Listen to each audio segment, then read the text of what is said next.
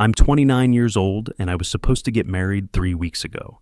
Instead, I'm sitting here alone in my Phoenix townhouse with a refunded plane ticket to what should have been my honeymoon in Cancun, and the craziest story about how my entire life exploded over the course of 2 months when my fiancée decided she could rewrite the rules of my own existence. Let me take you back to early March. I'm Cole, and I work HVAC here in the Valley. Commercial systems mostly. Office buildings, restaurants, those massive strip malls that keep sprouting up like desert weeds across the Sonoran landscape. It's honest work and it pays decent. 65 grand a year plus overtime, and brother, in Phoenix summers, there's always overtime. When it's 118 degrees outside and someone's air conditioning dies, I'm their savior. My fiancée Lindsay, she's 27, works marketing for some high-end real estate company in Scottsdale. You know the type.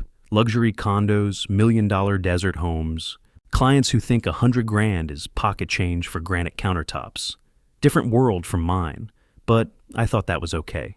Opposites attract, right? I'd spent 3 years saving for her engagement ring, working doubles all through the brutal summer months when the asphalt literally melts, and I'm up on commercial rooftops in 115-degree heat, troubleshooting systems worth more than most people's houses. Wrong about those opposites, as it turned out. The first sign something was off came in late February. Lindsay started making comments about my work truck parked in the driveway. "It's so obvious," she'd say, like my 2018 F-150 with the ladder rack and toolboxes was some kind of embarrassment. Then it was my work clothes. "Can't you just keep those in the garage?" Like my coveralls were contaminated with something worse than honest sweat. But the real wake-up call came when I suggested we host our engagement party at my place. I'd bought this townhouse 2 years ago. 3 bedrooms, 2 baths, decent neighborhood where working people could actually afford to live. I was proud of it. Proud of the garage workshop where I kept my tools organized like a surgical suite. Proud of the certifications covering one wall. EPA 608, NATE. Specialty training for high-efficiency systems that most techs can't even pronounce. Lindsay's reaction was immediate and brutal. "Cole, honey," she said in that voice people use when they're about to crush your soul, "don't you think somewhere more neutral would be better? Maybe a restaurant or that new event space in Scottsdale." "Neutral?" I asked. "It's our engagement party. What's more appropriate than our home?" "Well, it's your home. And it's very blue collar. Blue collar, like it was a disease. That should have been enough. Should have been the moment I realized what I was dealing with. But love makes you stupid. And I was Olympic-level stupid when it came to Lindsay. So I agreed to host it at my place, thinking maybe she just wanted to help make it special. Maybe she was being considerate of our budget. Maybe she had ideas to make the space feel more festive. I had no idea she was planning a complete intervention. The party was set for a Saturday evening in mid-March. I'd invited about 40 people, my parents Wayne and Carol, my co-workers from the shop, college friends, neighbors I'd gotten to know. Lindsay invited her crowd from the real estate world, her family, her sorority sisters, who'd moved to Phoenix for the lifestyle and Instagram opportunities. I spent the whole day cleaning, setting up tables on the back patio, stocking the coolers with beer and wine. Spring in Phoenix is perfect. 75 degrees, clear skies, desert sunset that makes everything look like a postcard. I was actually excited, thinking this would be our family's meeting, our worlds coming together. Lindsay shows up an hour late, which should have been my first red flag of the evening. She walks in carrying this leather portfolio like she's about to conduct a board meeting.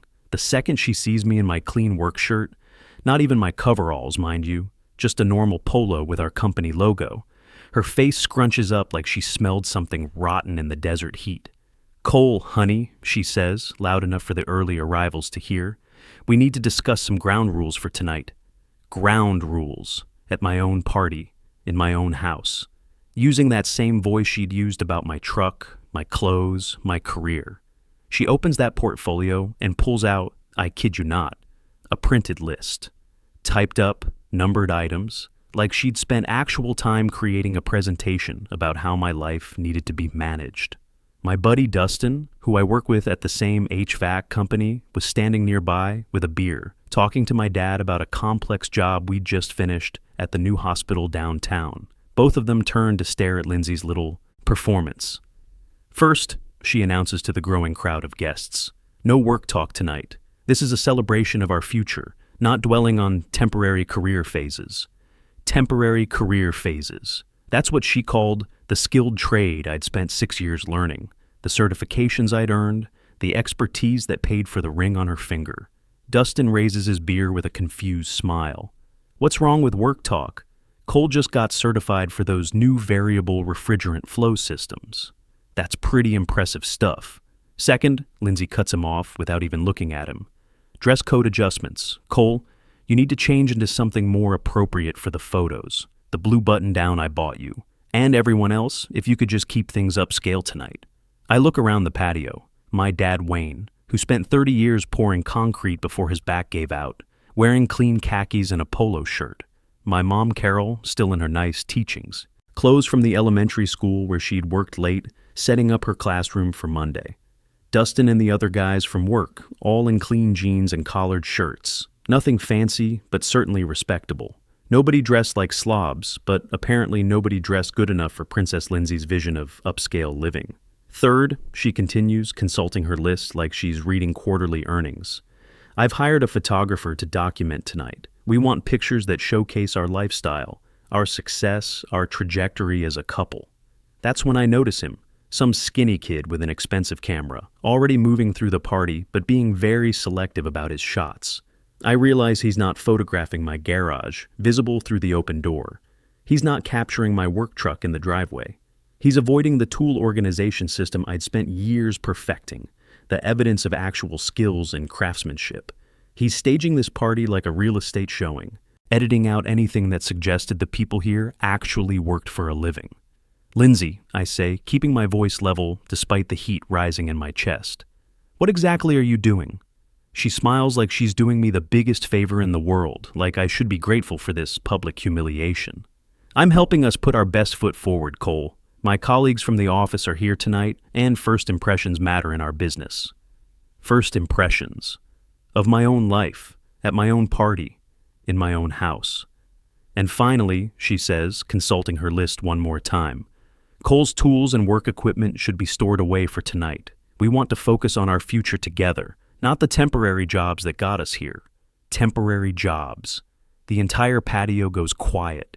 You could hear a wrench drop on my concrete garage floor. Dustin sets his beer down hard enough that foam spills over the rim. My dad's jaw tightens the way it does when he's trying not to say something he'll regret. Even the photographer stops moving, sensing he's about to witness something that won't make it into any wedding album, but I'm done trying not to say things. "Lindsay," I stand up slowly, making sure my voice carries across the entire patio. "Whose name is on the deed to this house?" "Yours, but whose money paid for this party? For the food, the drinks, the tables, everything you're currently enjoying?" "Yours, but that's not the point." "Whose friends and family are you insulting right now with your little performance?" She blinks, finally realizing that her corporate presentation style isn't playing well to this particular audience. "I'm not insulting anyone, Cole. I'm just trying to..." "You're trying to what? Edit me? Photoshop my life to make it presentable for your Scottsdale friends? Turn me into some sanitized version that won't embarrass you at charity galas?" The photographer has completely stopped working now. Lindsay's co-workers, clustered near the kitchen island with their wine glasses and uncomfortable expressions, suddenly find the granite countertops very interesting. Even the desert breeze seems to have paused, waiting to see what happens next. "Cole, you're being dramatic. I'm just suggesting we put our best foot forward as a couple." "My best foot forward," I say, walking toward the garage door, "is the foot that stands on commercial rooftops in 115-degree heat, fixing air conditioning so people like your clients can sit comfortable in their million-dollar homes while complaining about the service charges." I flip on the garage lights, illuminating my workspace. Tool chests organized like a surgical suite, each drawer labeled and maintained. Diagnostic equipment worth more than most people's cars sitting on custom-built benches. Certifications and training certificates covering one entire wall like academic degrees. Because that's essentially what they are, proof of expertise most. People can't even comprehend.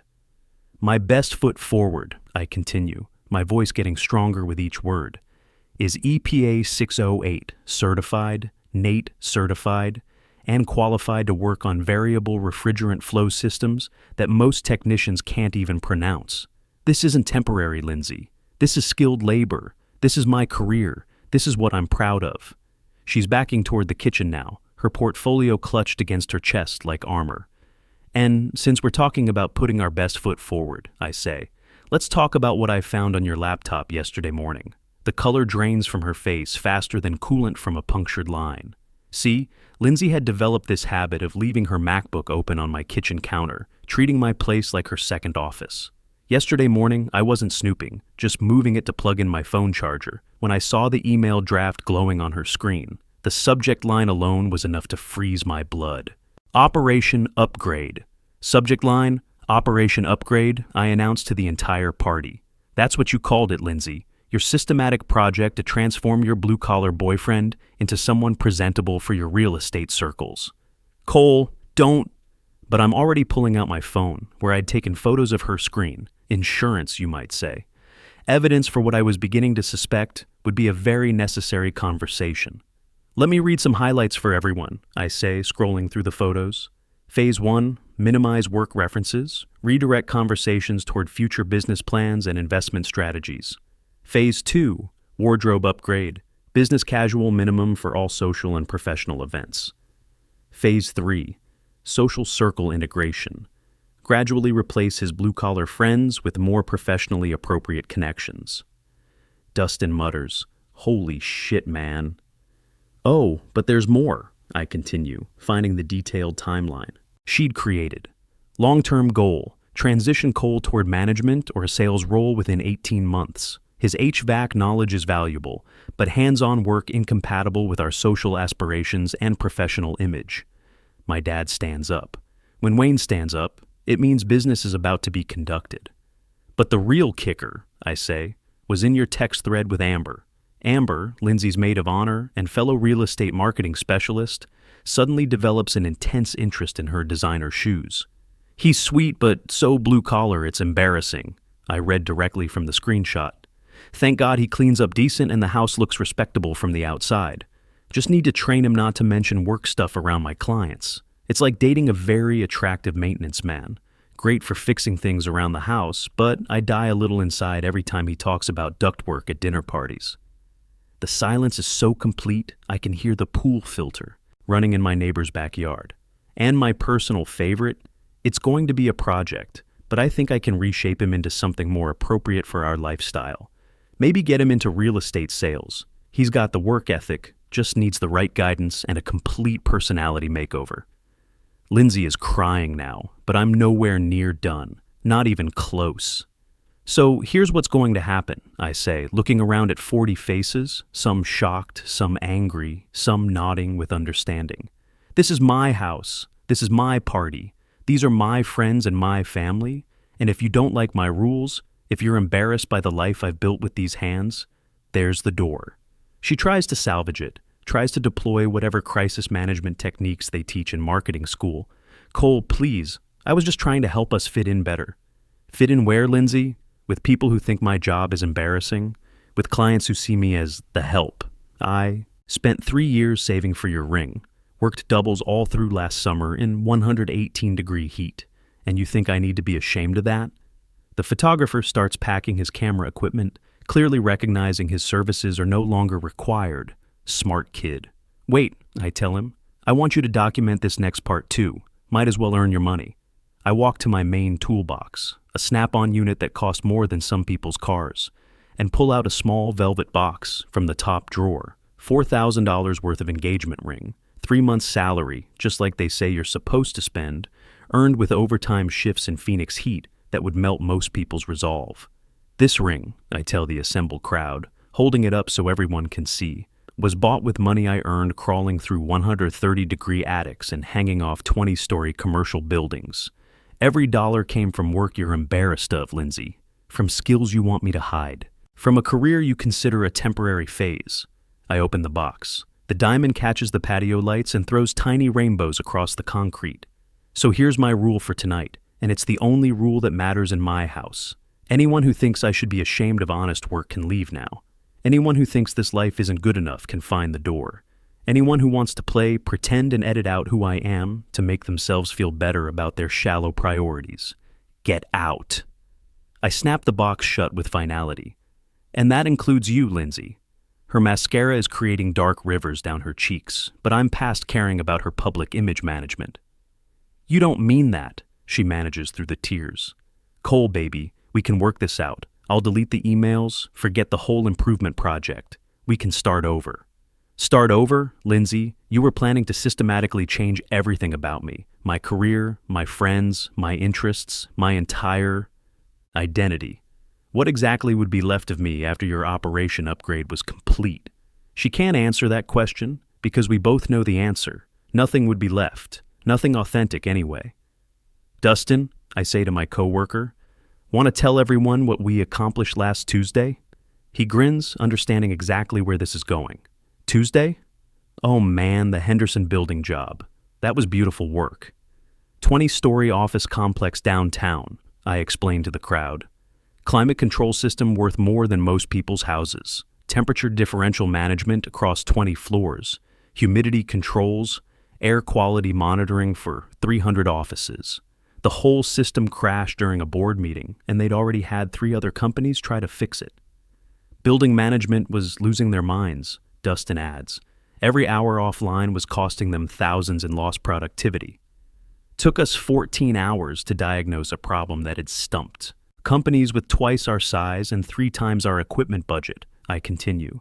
Turned out to be a sensor calibration issue interacting with the variable air volume controls in a way their building automation system couldn't compensate for.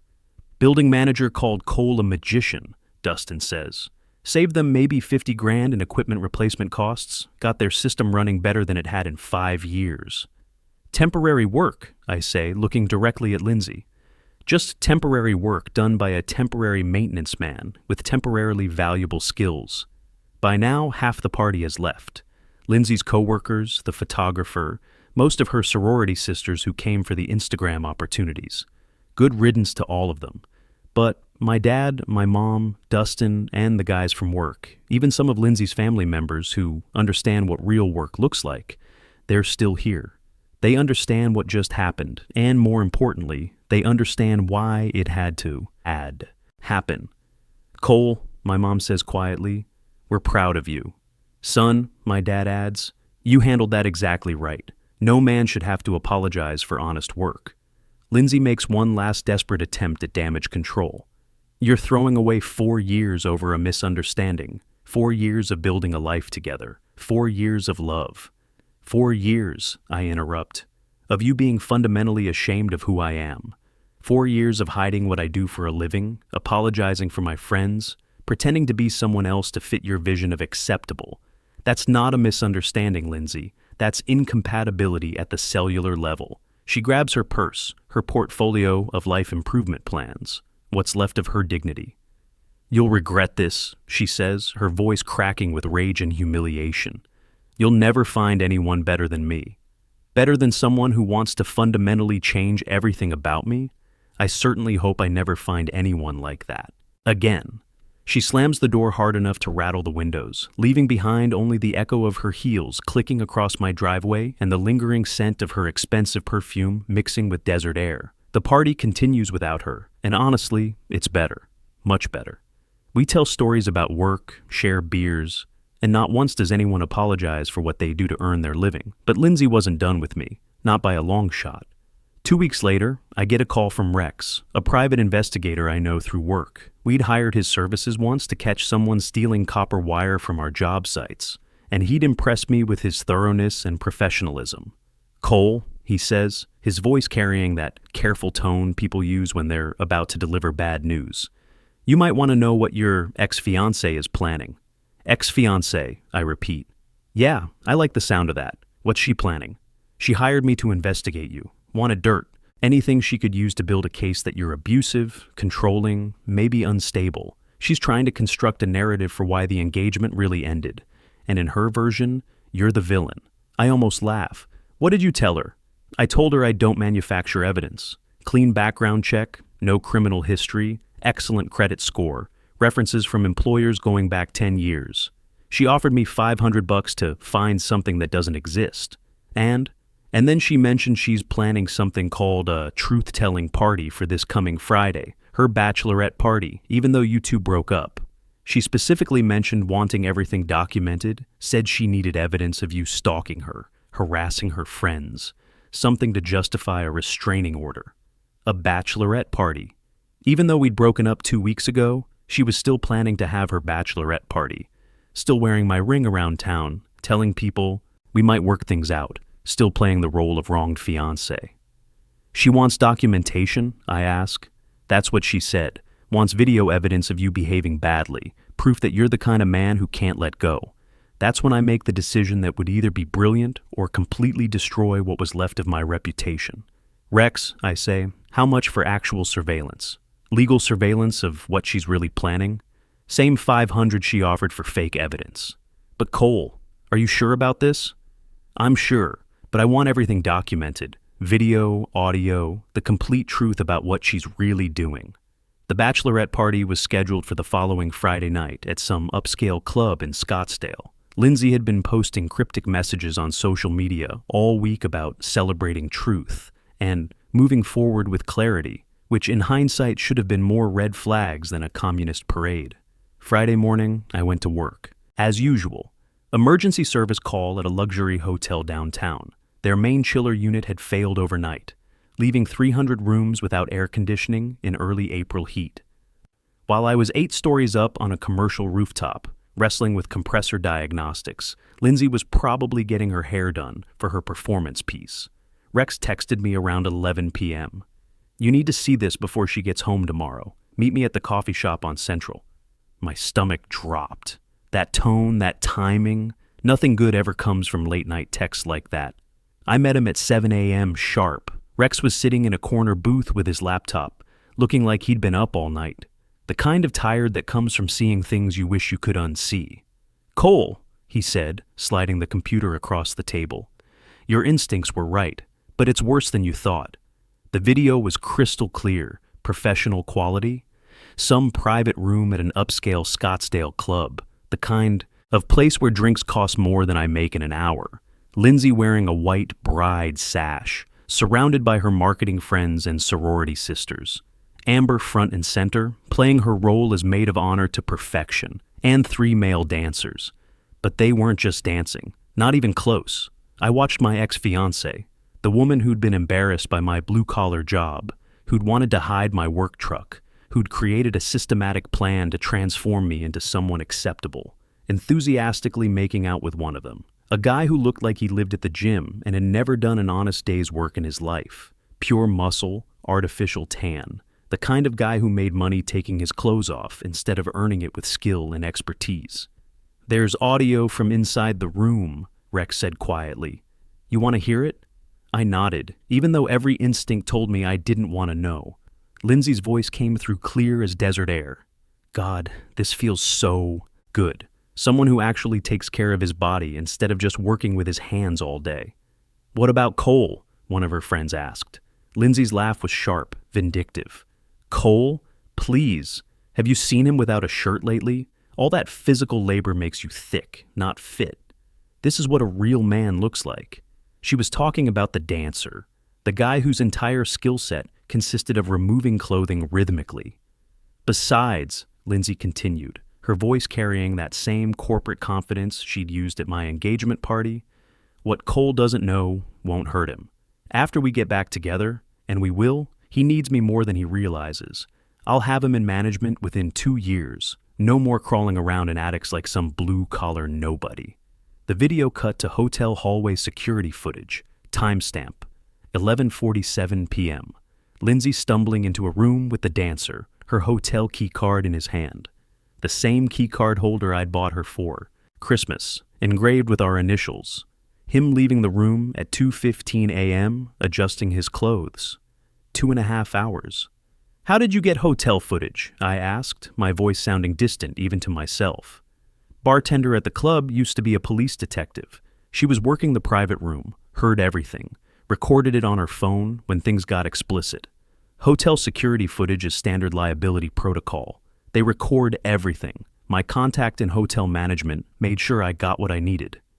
I stared at the screen, watching the timestamp tick forward. My ex-fiancée, the woman who'd tried to shame me for honest work, had cheated with a male stripper. The irony was so perfect it hurt. "There's one more thing," Rex said, pulling out a printed sheet. Text messages between Lindsay and the dancer before the party. I read through them, each message hitting like a hammer blow. "My ex is cool with this. We have an understanding for bachelorette parties. He's probably doing the same thing at his bachelor party right now.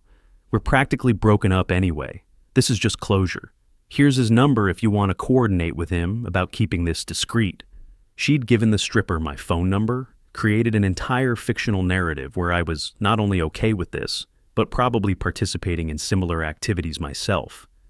"I never had a bachelor party," I said. "I know, but she's building her defense strategy.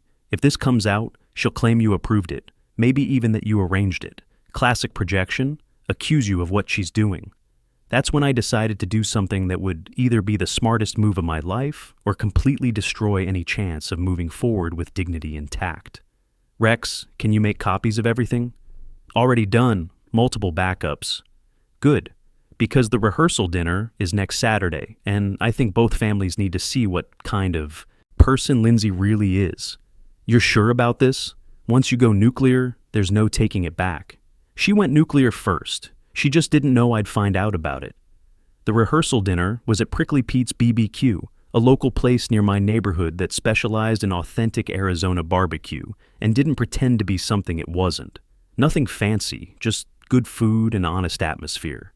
43 people total, both families, wedding party, close friends who'd stuck around despite Lindsay's social engineering projects.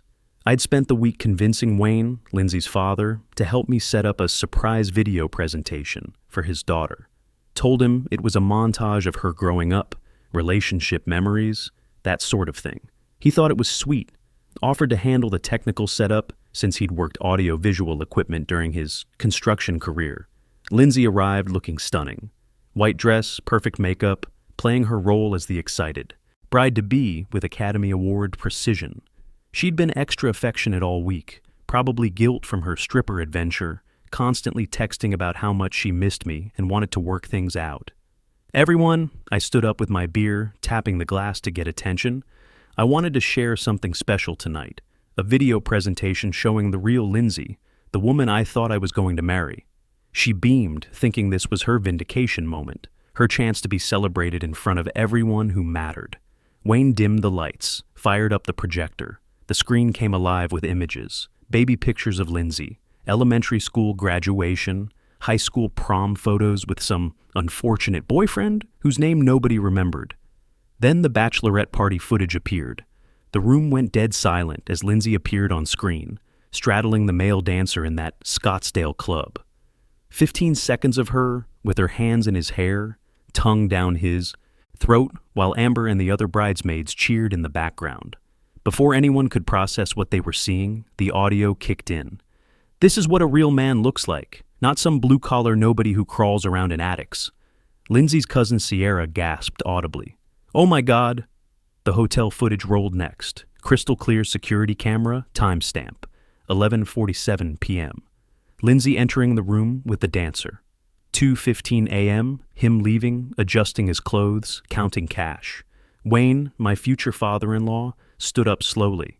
When construction foremen stand up during family gatherings, everybody pays attention. "This was last Friday night?" he asked, his voice carrying 30 years of job site authority. I nodded. 4 days ago, 4 days before you were supposed to marry my son." Lindsay was hyperventilating now, her perfectly applied makeup starting to run in the desert heat of shame and exposure. "Wayne, I can explain." "Explain what?" His voice cut through her panic like a concrete saw. "Explain how you cheated on Cole with a stripper while calling him a blue-collar nobody? Explain how you mocked the man who worked overtime to buy your ring?" The entire restaurant felt like it was holding its breath. Families at other tables had stopped eating to watch our drama unfold. "It didn't mean anything," Lindsay screamed, loud enough to carry across Prickly Pete's entire dining room. "It was just physical. Not like with Cole. He's sweet, but he's not exactly exciting anymore. Exciting? I said, standing up so everyone could hear me clearly. I work dangerous jobs 30 stories above downtown Phoenix in 115-degree heat. I troubleshoot million-dollar climate systems that keep entire buildings operational. I solve problems that stump engineering teams. But a stripper is more exciting? That's not what I meant. You meant exactly what you said. Blue-collar nobody. That's how you see me. That's how you've always seen me. Wayne pulled out his phone, started scrolling through contacts. I'm calling the caterer. Wedding's off. Dad, no, Lindsay pleaded, grabbing his arm. It was one stupid mistake. One night that didn't mean anything.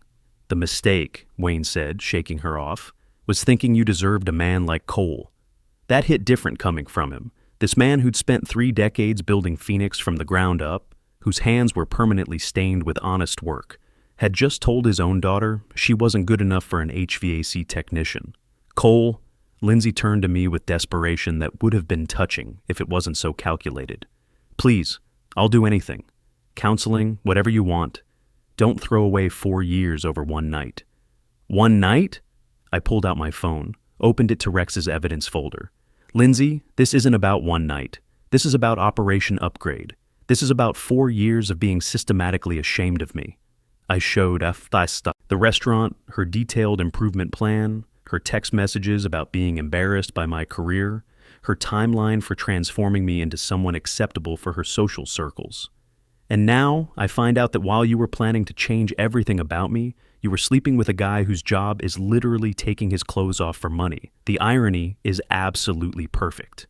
The room was watching like we were the world's most uncomfortable reality show.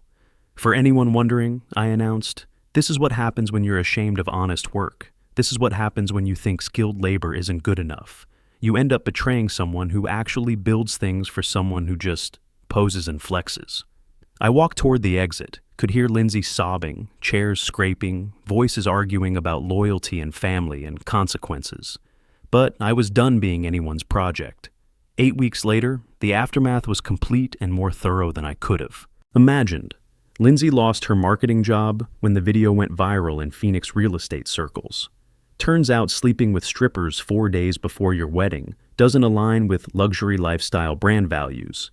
She got demoted to assistant level at a smaller firm, lost her upcoming bonus, had to move back in with Wayne and Carol temporarily. Her brother Heath tried defending her on social media, posted some elaborate story about me being controlling and manipulative. But Rex had provided Dustin with screenshots of everything. Lindsay's improvement plans, her text messages about being embarrassed by me, her fiction about having my permission for the stripper encounter. The narrative flipped faster than a circuit breaker under overload. Heath deleted his post, but the internet never forgets. I'm dating someone new now. Rachel works dispatch for Phoenix Fire Department, understands shift work and overtime, appreciates people who fix things when they break down. She thinks, my career is impressive, not embarrassing. She likes hearing about complex installations and diagnostic challenges. When I explain variable refrigerant flow systems, she asks intelligent questions instead of changing the subject. We're taking it slow, building something real instead of trying to edit each other into acceptable versions of ourselves. Lindsay moved to Tucson last month, deleted all her social media, working part-time at a car dealership, still trying to explain her employment gap and criminal record. She got arrested for keying someone's Honda, thinking it belonged to Rachel.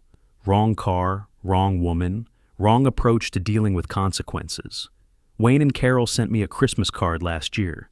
Inside, Carol wrote, our son in everything but blood. Thank you for showing us who she really was, even though it hurt. Rex texted me recently. Easiest 500 I ever made. She practically filmed herself. He wasn't wrong. The truth is, Lindsay wasn't destroyed by anything I did. She destroyed herself with her own choices, her own values, her own fundamental belief that honest work wasn't good enough. I just refused to pretend those choices were acceptable, refused to let her rewrite history to make herself the victim. Anyone who's genuinely embarrassed by skilled labor, by the work that keeps civilization running, by the hands-on expertise that builds and maintains everything they depend on, That person isn't worth the sweat it takes to earn their approval, and anyone who would betray that kind of dedication for a few hours with someone whose only skill is removing clothing has revealed everything you need to know about their character. The desert teaches you that survival depends on recognizing what's real versus what's just attractive facade. Some things can't withstand the heat, and it's better to find that out before you build your life around them. True strength comes from knowing your own worth, regardless of who tries to diminish it.